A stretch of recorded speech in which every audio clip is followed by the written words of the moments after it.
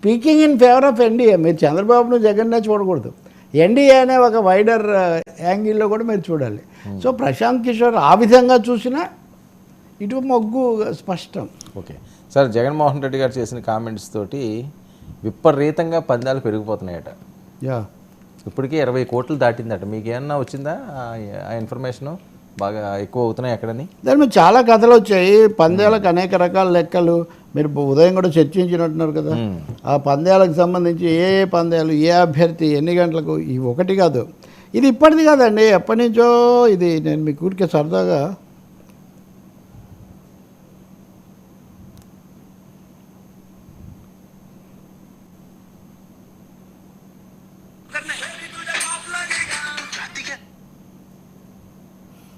ఇది 5 ఏళ్ల కిందటిది.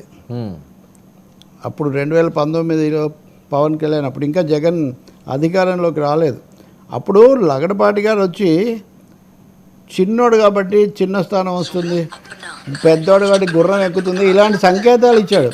ఇందులో ప్రతి మాటకు ఒక అర్థం తీసుకొని విపరీతంగా సిద్ధపడటం లేదు. కొంతమంది ఇతరులు చేసిన వాటి మీద చర్చ చేయాలనుకుంటున్నారు. ఇలాంటి రకరకాల వాతావరణంలో తను ఒకరోజు ముందుగానే ప్రత్యేకంగా మీడియాతో మాట్లాడి తెలంగాణలో ధనిక రాష్ట్రం కాబట్టి కారెక్కారు, పేద రాష్ట్రం కాబట్టి సైకిల్ కోరుకుంటున్నారు అని ఒక సూచన ఇవ్వడం అన్నది ఈ రాత్రికి రాత్రి కొన్ని కోట్ల బెట్లు చేతులు మారడానికి దోహదం చేస్తుంది. అంతకంటే దానివల్ల ఏం ప్రయోజనం లేదు.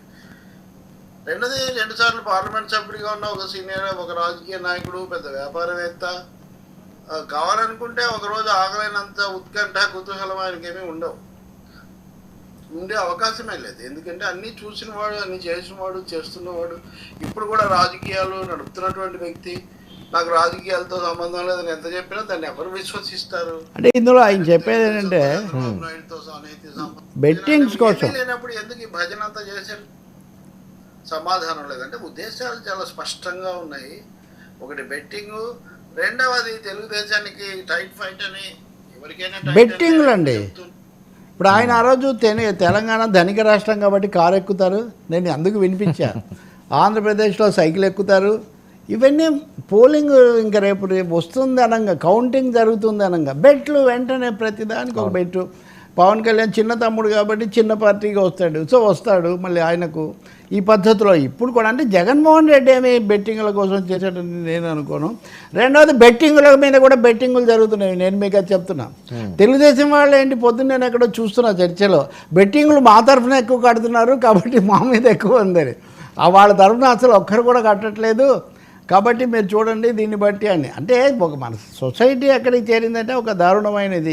శ్రీనారాయణ రెడ్డి గారు ఒకప్పుడు పాట రాశాడు మ్యాచ్ ఫిక్సింగ్లో వచ్చినప్పుడు, ఒరేయ్ నువ్వు ఆ స్క్రీన్ మీద నువ్వు ఈ షాట్ కొడుతుంటే, రన్స్ చేస్తుంటే నేను రక్తం ఇదైపోయేలాగా చప్పట్లు కొట్టాను కదరా, పొగిడాను కదరా, మీరంతా మ్యాచ్ ఫిక్సింగ్స్తో చేస్తున్నారని తెలిసి నాకు తట్టుకోలేకపోతున్నానని ఆయన ఒక కవిత రాశాడు. ఇది కూడా వీళ్ళేదో పెద్ద జోస్యాలు అవన్నీలో చెప్పినట్టు చెప్పి బెట్టింగులు పెట్టి అందులో 10% వచ్చినా చాలు వీళ్ళకి. సో ఇదొక పెద్ద ఈరోజు అన్ని పత్రికల్లో కూడా ఉంది. కాన్స్టిట్యున్సీస్, టైమింగ్స్, మెజారిటీస్ ఇంతకంటే పెరగకూడదు, ఇంతకంటే తగ్గకూడదు. 60కి ఒకటి పెరిగితే మళ్ళీ నీ రేటు మారుతుంది. సో ఇదంతా జూదగాళ్ళు, రెండోది బ్లాక్ మనీ ఇదంతా రావడానికి, మూడోది కోడిపందాల టైప్లో దీన్ని తీసుకొచ్చేది చాలా దారుణం. కానీ మీరేమో ఆపలేరు కూడా. ఎందుకంటే ఇది కూడా వినండి మీరు. ఇంకా అసలు అక్కడ ఉన్న భవానీ ద్వీపంలో దాన్ని ఒక అంతర్జాతీయమైన క్యాసినో కేంద్రంగా మార్చడానికి కూడా గత ప్రభుత్వం ప్రయత్నం కూడా చేసింది. క్యాసినో నిర్వాహకుడు కూడా వచ్చాడు దానికోసం, అక్కడి నుంచి కూడా వచ్చారు వాళ్ళు, లాటిన్ అమెరికా నుంచి లేకపోతే హాంకాంగ్ నుంచి. కాబట్టి కావాలనే పెంచుతున్నారు, ప్రోత్సహిస్తున్నారు రకరకాల. కానీ ఆశ్చర్యం ఏమంటే ఎక్కువ సర్వేలు లేదా ఒపీనియన్ పోల్స్ అన్నీ వన్ సైడ్గా వస్తున్నాయి. మరి రెండో సైడ్ ఎందుకు యాక్టివ్గా ఉండలేదు? ఇప్పుడు వీళ్ళు చెప్పే ప్రకారం మా తరఫున పందాలు ఎక్కువ కడుతున్నారు అనేదే నిజమైతే, మరి మీ తరఫున ఇంకా ఎక్కువ సర్వేలు చేయించి ఇంకా మీరు తెప్పించాల్సింది కదా, ఎందుకు జరగలేదు తెలీదు యాక్చువల్గా. మీకు నా దగ్గర కావాలంటే డీటెయిల్స్ అన్నీ ఉన్నాయి, బెట్టింగ్లు వాటి మీద. కావాలంటే మీరు స్పెషల్ బెట్టింగ్ డిబేట్ అవుట్ పెడితే నేను అక్కడ మీకు చదివి వినిపిస్తాను.